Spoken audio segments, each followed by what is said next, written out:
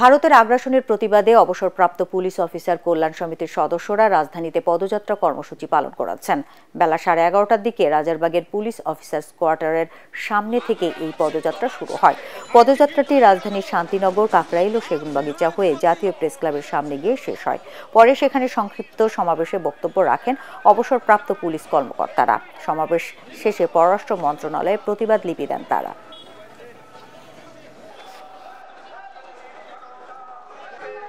ভারত আমাদের অভ্যন্তরীণ ব্যাপারে হস্তক্ষেপ করছে, এই দেশ থেকে অস্থিতিশীল করার চেষ্টা করছে, এই দেশের সাম্প্রদায়িক পরিবেশ নষ্ট করার চেষ্টা করছে এবং আমাদের মধ্যে যে সম্প্রীতি আছে, সৌহার্দ্য আছে, সেটা নষ্ট করার চেষ্টা করছে এবং নষ্ট করে কোনো একটা দলকে তারা সুযোগ সৃষ্টি করার পয়তারা করছে।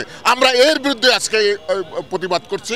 তাদেরকে জানিয়ে দেওয়ার জন্যে যে 1971 সনে প্রথম যারা রাজারবাগে প্রতিরোধ করে তুলেছিল সেই পুলিশ বাহিনীরই কেন আমরা উত্তরসূরি।